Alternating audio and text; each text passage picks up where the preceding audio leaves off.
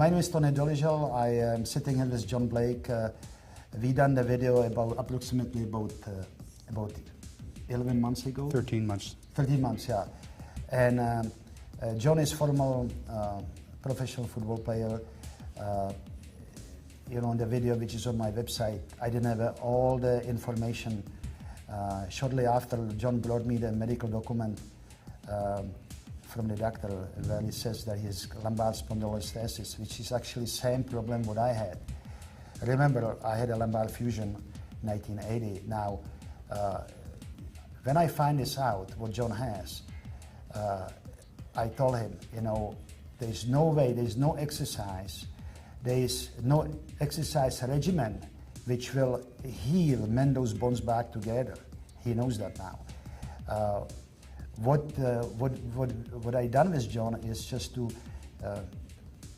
you know, make it stronger. But John knows very well that he will have to exercise around his problem. He won't be able to do squats, deadlift, overhead lifting. He won't be able to do any manual labor. Because as soon as he will do that, he will have a problem with his lower back. So he's been exercising around the injury. And only the thing what he could do is, I suggested to him, is to have a lumbar fusion. But now, apparently John already had that discussion with the doctors a number of years ago, am I right? Yeah, a number of years ago, basically 2002, they had mentioned to me that three doctors had said a spinal fusion wouldn't work, and that the only means of supporting the broken area of the back was through putting rods and screws from my L1 to my L5 and coming in through my stomach in the front. And the chance of success was about 40%.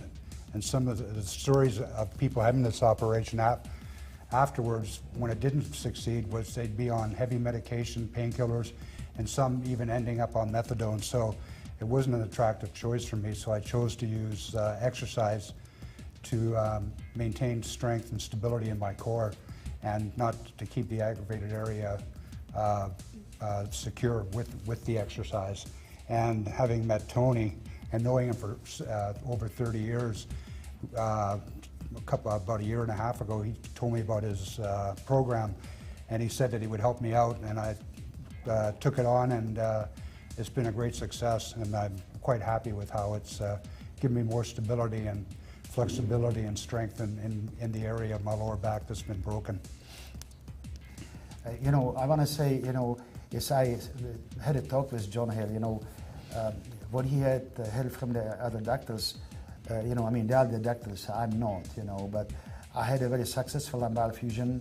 I had it done in the Mayo Clinic in Rochester, Minnesota, and I told John, you know, there are the other doctors around.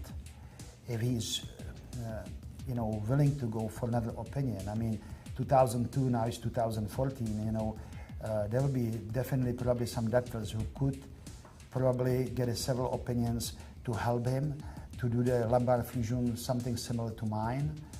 And, but again, that is his choice. What we do right now is what we'll demonstrate to in a little while. John actually is what, 6'6"? 6'6", yeah. He's a tall man, and he was almost 270 pounds. How much you are now? 239. You see, he dropped it nicely body weight down. He looks way better from when you see the last video which we done together. So I've been doing all this stuff with him. Again, primary problem is his lower back. He exercises. He's a strong guy all around the injury. So all that is good. Only the problem, as he's gonna get older, he have to keep exercising, do this regimen, because I told him, if you quit, you will be a hell of lots of problems, because muscle is gonna be wasted gradually, and what you're gonna do then if you are 75, 80 years old, right? So, you know, it's John's choice. He feels that he can just keep exercising for the rest of his life. If he does it, good for him. But like I said, he will have to avoid all the exercises and manual labor. he is unable to do that because if he does, he will have problems every time with his lower back.